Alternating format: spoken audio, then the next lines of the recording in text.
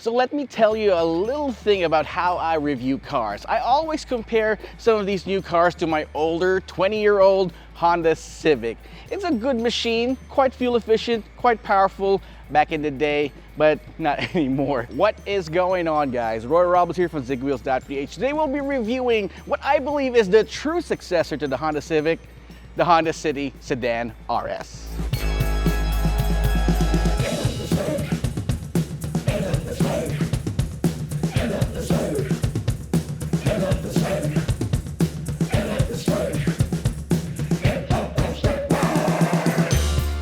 Now, ever since the RS badge was first introduced, since my old 7th gen Honda Civic, it's always been about the extra accessories that they've added to make it stand out from the other models of the same brand.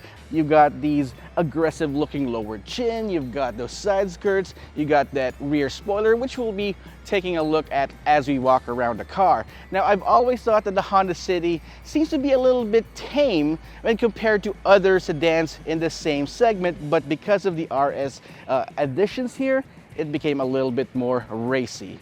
Some people think that RS stands for Rally Sport Racing Series, or I don't know, RS. But that actually stands for road sailing. So road sailing, actually you go through the road, sailing down the road, looking really aggressive in this one. I particularly love how they've deleted the chrome bits here in the City Sedan RS and changed it for piano black, and it looks great with this red color scheme. Check the top of the rear view mirror on top of the windshield.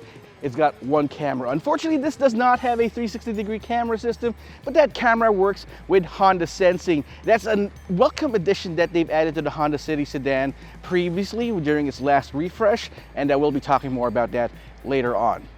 I particularly love how you've got some full LED lighting right here, including the fog lamps. But if I were me, I would probably be replacing those white fog lamps for some yellow ones, just to add a little bit more of contrast to the whole affair of the front end.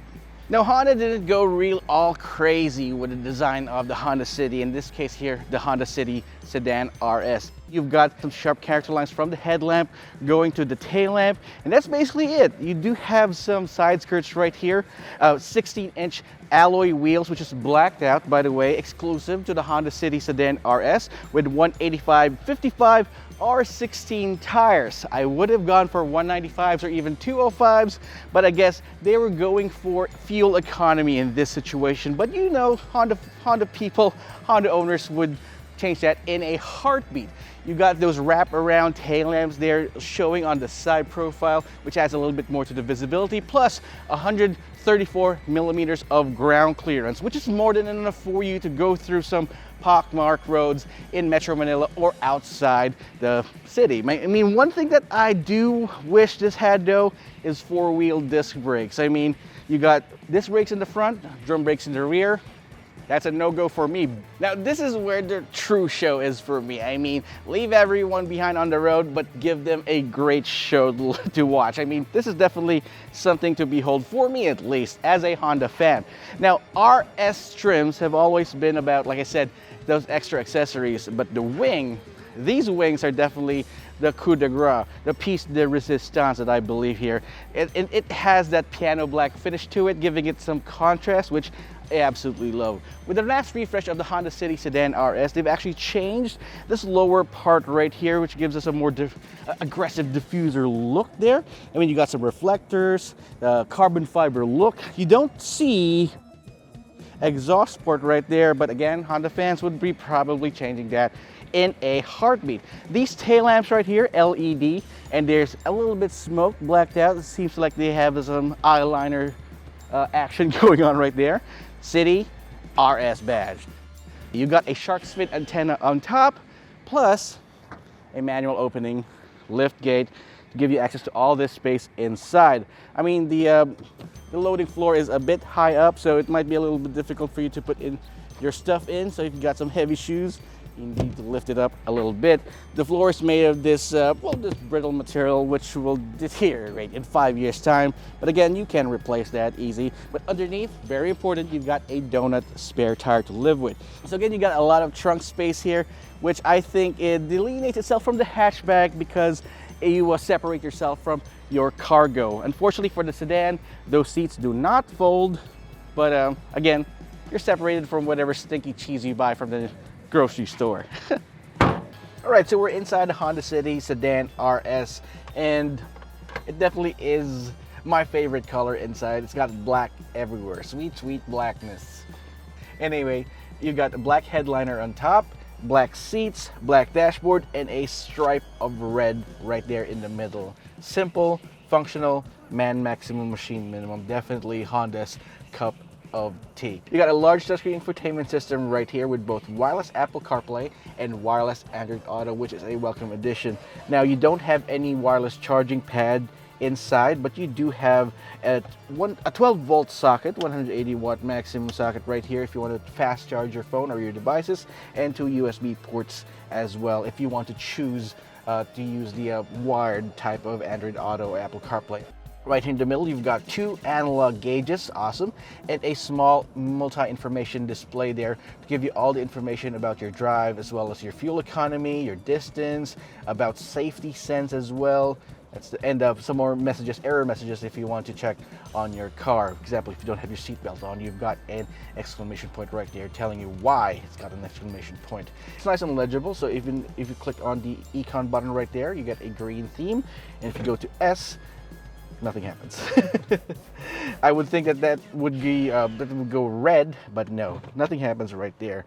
Right here in the middle of the center console, again, very minimalist, very nice of Honda for us to give us that option right here. Instead of having this huge center console giving you this cockpit-like feel, it definitely feels like a car. Your regular shifter right here, PRNDS, and a nice manual parking lever. Gives you that nice satisfying feel.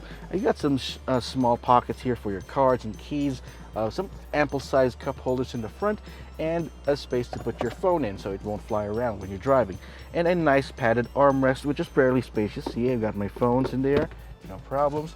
And I like how the armrest is parallel to the outboard armrest. Some cars would give you this weird feeling when you're driving. It doesn't feel very symmetrical. In Honda, everything is a-okay. I like how the aircon vents are designed. They're separated in each of their own separate pods. Unlike in the Honda Civic, where you've got this integrated grille and you got the aircon vents hidden behind that grille, which is quite odd, but interesting. Of course, it's a nice design, but sometimes simplicity is definitely the name of the game right here. Now, it's too simple. I think it's a little bit too simple because you don't have any volume knobs, but at least they gave us some physical buttons to control the volume and the touchscreen infotainment system as well, and same clicky knobs for the air conditioning. All right, let's just lower that a little bit. All right, so you've got automatic climate control, just a single automatic climate control, but at least it keeps yourself cool inside.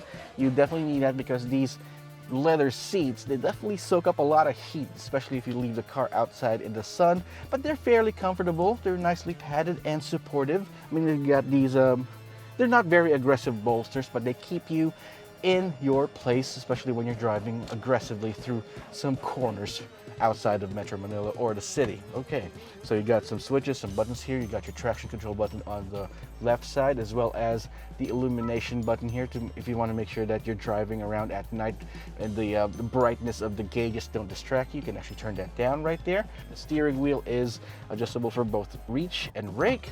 So you've got paddle shifters at the back of the leather wrap steering wheel, which is full of buttons, as well as some buttons to control the gauge cluster and some buttons to control your adaptive cruise control, which we'll be discussing later on in our drive. So being a Honda, it's very driver centric, and I like how the controls are easily reachable and controllable, which I think Honda's learned for the past few years that you can't really minimize the number of buttons inside. Just make it more convenient and ergonomic, and got you going. And that's what we see in the Honda City. Now, right here in the back, the second row seats actually give me enough space at least to move around my feet and my knees and legs. Now, I don't have that much headroom here, but again, I don't really sit around like this when I'm riding the passenger seat of a car. So I usually lounge like this. The headrests are right here, and it's easy. Now, uncharacteristic of Honda, these rear windows actually close kind of a little bit down, but you've got a little bit coming out right there. But at least it's not going to be up to here. At least you still have a lot of, you can put in a lot of air from the outside if you do so do wish. Blind spots are almost non-existent here. You've got really thin pillars here, A, B, and C pillars, which is nice. And you do have a center armrest here so that you can lounge even more so. I don't think I can fit 3 of myself right here in the back easily, but in a pinch you can definitely do. You've got a aircon vents right here, 2 aircon vents, so you won't be fighting with whoever you're sitting with here in the back. And you don't have USB ports here in the back. What you do have is 2 12-volt sockets, which is something I actually prefer. So you go ahead and buy one of those fast charging car chargers. It usually has 2 ports right there. Put it in each of these sockets and you got 4 fast charging sockets right away, easy. You got map pockets here. It's nice and airy, but I just wish that it had more headroom, but this is definitely okay for me. All right, speaking of okay, let's go ahead and take this out for a spin and see how it performs. And I want to explain how Honda sensing would definitely change the way you look at sedans moving forward. All right, so we're behind the wheel of the Honda City RS sedan. You guys know about our reviews of the Honda City hatchback RS and how much we love it. But this time though, you know what I realized? We didn't really look that much into the sedan, and I think I've missed out on a lot. Now under the hood, that iVTEC engine isn't the same as the old VTEC engines where the switch over from eco to sporty is as pronounced. This one though, it's smoother, it's more linear. You still get the same, yeah, there you go. You still get the same pull as you get from the old 1.5 liter, but it's much smoother and you get a lot more power, especially down low. So no need to rev all the way up just to get that little bit of power that you need, especially when overtaking or cruising around the city. Just tap on that accelerator pedal and you're good to go. It's not bad. You still have that CVT. The Honda's continuously variable transmission technology has been improved, has been developed for so many years now that it's almost been synonymous with the brand. I mean, you would rarely see any Hondas without a CVTs, and this one really matches that engine quite well. I mean, in the city, you got all the acceleration that you need. It's smooth, there's no ship shock. There you go. And it's very fuel efficient as well. Steering is quite light, but as with Hondas, the steering really isn't going to be quite as numb as other cars would be. While other cars try to be as comfortable as possible, Hondas are very specific and very mindful when it comes to the steering feel. I mean, sure, it's not going to be like a Civic Type R when it comes to road feel and when it comes to handling, but at least it's got a little bit of sense of interaction with you, and you still have some sort of road feel when you're driving, even though you're driving a Honda City like this one. I mean, it's been characteristic with all of their models. The Honda Brio most especially. You remember our review of that? I love the way how it steers, how it handles, how it feels. It's just how Honda is, and that's how I appreciate them. Now, in terms of suspension, you've got your standard McPherson struts up front and a torsion bar rear suspension in the rear. Now, I said that the Honda City is probably the closest analog to my old 2005 Honda Civic. That's where that's where probably the biggest difference is. Honda Civics have always been known to have independent suspension all around, whether it's dual wishbone or McPherson or multi-link. This case here, you get your standard torsion bar rear suspension in the back, but it doesn't feel like it because of the smaller wheelbase. It definitely doesn't need it, but if it had independent suspension, the opportunities for it to be as sporty or as comfortable as it can might have been a little bit mitigated, but now, yeah, it's fine on its own. When it comes to NVH levels, at the end of the day, this is still a small entry-level subcompact sedan, so you can't really expect luxury levels of noise cancellation or noise insulation from the outside world, but at least it does a great job. It's still a lot better than riding a motorcycle, at least, or a small hatchback.